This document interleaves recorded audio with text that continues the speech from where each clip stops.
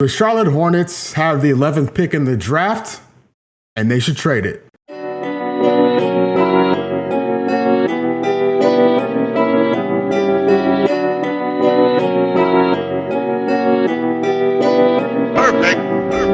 What's up and welcome to the Sam Dracula channel, Charlotte Hornets fan channel, and today we're talking about trades and the drafts.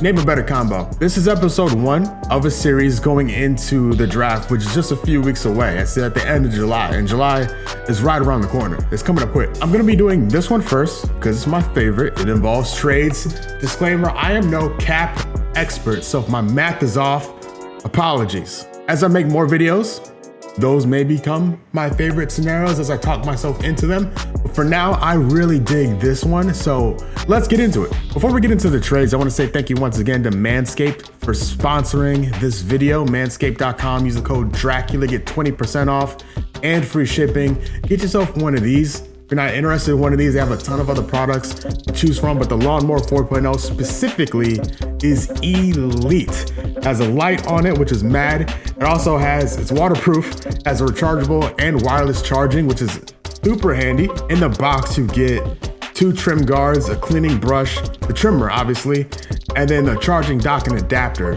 which makes things way easier. And guys, if you're using the same trimmer on your face and your deal, you're doing it wrong. Get yourself one of these. If not, go check out manscaped.com, see what they have to offer. They have a lot of different things to choose from. Make sure you use the code Dracula at checkout and get yourself 20% off and free shipping. Lottery night didn't go our way, but it didn't go badly, so I'll take it. They also have 2 extremely good young guards that are going to be restricted free agents this offseason, right? What are you gonna do about it? What are you gonna do about it? I say you take Devontae Graham or Malik Monk, but most likely Devontae. I think Devontae has a little more trade value than Malik Monk, but I could be wrong. But in this scenario, we're rocking with Devontae. In a sign-in trade, that's the key to make the contracts work. So in the scenario, I'll put up on the screen right now. The Hornets would take the 11th pick in the 2021 draft and Devontae Graham in a sign-in trade and send that to the Pacers for Miles Turner. I think Turner is the solution, the perfect center for the Hornets. I think the Hornets want him. I think he'd like it here. I hope he'd like it here. Charlotte's a good place to live. The key is whoever goes in the sign and trade would have to want to go to the Pacers, which to play for Rick Carlisle, a really good hire for them. That front office is a little in flux. Who knows? But that's a very good team, and a guard could do them some wonders, especially a guard like Devontae Graham. I think Devontae's contract would be somewhere around $13 to $16 million a year, somewhere in that range, which would match up nicely with a Miles Turner deal because he's on $17 million a year.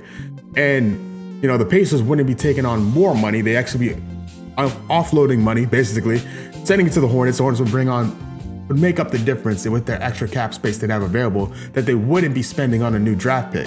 So it would work, I believe, under the current cap situation. With the trade, the Hornets get the big they need, a guy that can defend the paint and hit a shot. A center that isn't afraid to shoot is needed here. It's sorely needed. No disrespect to Biz or Zeller, but that's not their deal. That's not their deal. They like it up close. They like it up close. Also got to make this very clear that I love Devontae Graham. I am not eager to see him leave at all. Just talking about scenario. Another center I'd like the Hornets to consider in a trade scenario involving that 11th pick, Jared Allen. The issue with that is the Hornets' best player assets that I think would be available that I would be willing to trade are guards. The Cavs don't need a guard. The Cavs already have Sexton and Garland, and they'll probably draft Jalen Green or Suggs, so they'll have a lot of guards. I'm sure they love another draft pick, the 11th pick, to further the rebuild over there. So that's a little tough one, but I love Jared Allen. If they could somehow pull that off, that'd be a big dub. Lauri Markkanen could also be a vibe with the sign-in trade with Chicago. I think that backcourt could use some more reinforcements. Devontae would be a huge addition, I think, with them. And in return, the Hornets get a 7-footer that could shoot the ball, which, again, big fan of that. And it'd be useful also for Chicago because they don't have a draft pick this year. So this will get them back in the draft, as well as bringing in Devontae Graham, which could help them out a ton. And the Hornets would obviously catch a big dub with Larry Markkinen. On the subject of foreign-born 7-footers, no to Porzingis, no thank you. Unless we're able to get him for pennies on the dollar, no thank you. No, no, no, no, no, no. That's the gist of this scenario. The Hornets have the 11th pick, plus Monk and Devontae's contract and sign and trade of leverage to bring in more front court reinforcements because PJ, Miles, Nick, and Vernon aren't gonna get it done in the front court this year. I'm sorry, I love those guys, but that's not enough. I don't know what's gonna happen with Zeller. I don't know what's gonna happen with Biz, but even with those guys, it's not enough. It isn't. So hopefully the Hornets can take full advantage of the assets they have at hand to fortify that position in a big way. With Vernon Carey and Nick Richards, we don't know what they are yet. I don't know what they have to offer really. I know Vernon likes to shoot and get fouls. I know Richards isn't afraid to defend in the paint. So I hope their development can continue no matter what happens this offseason because they have some talent. They really do. I'm not eager to put Nick Richards or Vernon Carey in a trade because of that. I don't know what they have to offer.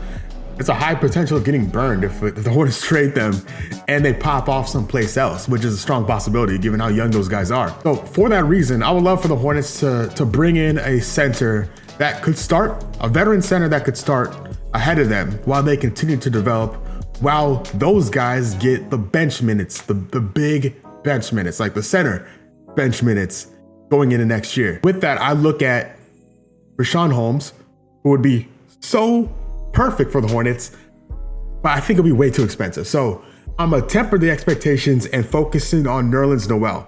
He's the guy who played for the Knicks last year very well. He was on a 1-year deal for $5 million. That is the type of business or contract I would love for him to have here. If we can replicate that in some form or fashion on a 1 or 2 year deal and on a contract that isn't too burdensome on the salary cap, I would love that because then the Hornets have their starting center as a short-term Band-Aid fix. They need to be a guy that could run the floor and protect the paint. While on the side, you have Vernon Carey and Nick Richards learning and developing. They're protected, right? And if those guys pop off, become the players that they can be, they can then, either of them can take Nerlens' spot in the starting 5. And if Noel becomes a bench guy, his contract isn't at a point where we're like, oh, we gotta play him because we're paying him so much. Get me? That center rotation of Noel, Vernon, and Nick Richards is something I would love. You get the veteran getting the minutes, and then the younger players learning and developing and being slowly brought on into the fold. Signing Noel or someone else like that in free agency would also mean they could use that 11th pick and the sign and trade possibility with Malik or Devontae in a trade for a wing, which I love the most. This is the scenario I love the most. Signing a veteran big just to get through this year, maybe next year, while Nick and Vernon develop, and using the 11th pick and Devontae or Malik in a sign and trade for a wing. This is my favorite scenario. Let me get into it. I love Jalen McDaniels. I think he stepped up in a major way with Hayward out, but Jalen's not enough. He isn't. The Twins aren't enough. I love them, but it's not enough to get it done. If Hayward is out or just needs a breather, he can't play every minute, every game. So that small forward position, that wing position needs some fortification. And I think they could pull it off with a few different guys, utilizing that 11th pick and or Malik or Devontae. Under the scenario, the Hornets signed Nerlens Noel. All right, 1-year deal, about $7 million. All right, give him a little pay raise after the year he had last year. All right. They call up Daryl Morey with the Sixers and be like, hey, yo, Matisse Thybulle for the 11th pick. What you saying? All right, Morey says yes. Okay, that's what he says. He says yes to that trade. The Sixers get the 11th pick in the draft. The Hornets get a legit wing defender, right? A specialist, a guy that can lock down, put the clamps on people. That isn't the thing the Hornets have right now. So that'd be a huge get. Whoever falls to the 11th pick, at least in the short term, Thybulle will be better than him. He's a guy also on a rookie deal, so he's very affordable. And so imagine adding 2 defensive specialists to the squad, Thybulle and Nerlens Noel. Imagine that. Imagine that with this current squad. How sick would that be? If somehow the Sixers say yes to that deal, they get the 11th pick, the Hornets can then still pull off a sign and trade for another asset, another player with Malik and or Devontae's contracts. It's key to remember this Hornets team is not rebuilding. They're trying to make the playoffs. They're trying to get in the mix. They almost did it last year. Feels bad. Still not over it. At some point, they got to make the move for experienced players over more rookies. This team is already very young. They need veterans. Guys, not even just like, when I say veterans, I don't mean 8, 9, 10-year pros. I mean guys who've been in the league who we know what they are, like known assets versus the unknown. Because keeping the pick, taking a lottery pick, nothing wrong with that. It's the unknown versus the known. Bible's a known, as is OG Anunoby. He's another guy I would very much love to see in Charlotte. My guy can do everything defensively and would fortify the depth and rotation on this franchise in a big way. We can maybe get him for the 11th pick too. If they want to toss in one or both the twins, if they want to toss in Nick Richards or Vernon Carey to make it happen, so be it. And that goes for Thibault too. Anunoby, Thibault, these are the type of guys the Hornets need to be looking at to fortify this team. It's sorely needed. It's sorely needed. Niang from the Jazz is an unrestricted free agent. He's a guy that no matter what the Hornets do in the trade market, the Hornets need to go after him. His shooting is insane. I would love him in Charlotte. That knockdown guy, that knockdown shooter we desperately need could be him. Other wings I think the Hornets should look at trading for, Dylan Brooks or Kyle Anderson. You know, those Memphis boys are nice. Those guys would be huge upgrades in the rotation if the Hornets could pull that off. Imagine this rotation. Okay, so the starters, LaMelo, Terry, Hayward, PJ, and Nerlens, if we sign them for like a 1-year deal, $5-7 million a year, something like that. Maybe 2 years there, whatever it takes to get it done. In the short term, that's the move for me, in my opinion. In the rotation off the bench, Bridges, and then the newly acquired Thibault or OG or Niang. One of those guys as the 7th man. Then you got Malik, Jalen, and then Vernon Carey or Nick Richards off the bench. And then they have the twins still. You have Grant Riller. We still haven't seen much from him. Nate Darling, who knows what he can offer.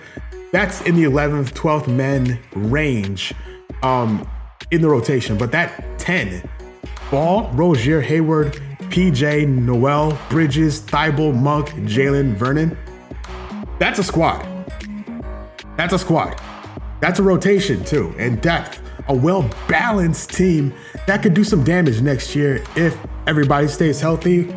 Please, everybody stay healthy. Please, please, please, please, please, please. If the Hornets keep the 11th pick, I have no doubt Kupchak will make the right decision and draft a guy that will help this team in the long term, maybe in the short term. That's a maybe. If they trade the pick, we know we will get a guy that can help this team now. And again, this team wants to make the playoffs. And if that is really the goal, using that 11th pick to bring in a known asset, a guy that can play immediately and contribute immediately with big minutes immediately, seems to be a more desirable outcome. Over the next few weeks, I'll be making videos on what I think the Hornets should do if they keep the pick. So stay tuned for that. So that's it for me though. I appreciate it. Let me know your thoughts on potential trades in the comments below. Make sure you subscribe, hit that like button, and I'll see you next time. Peace.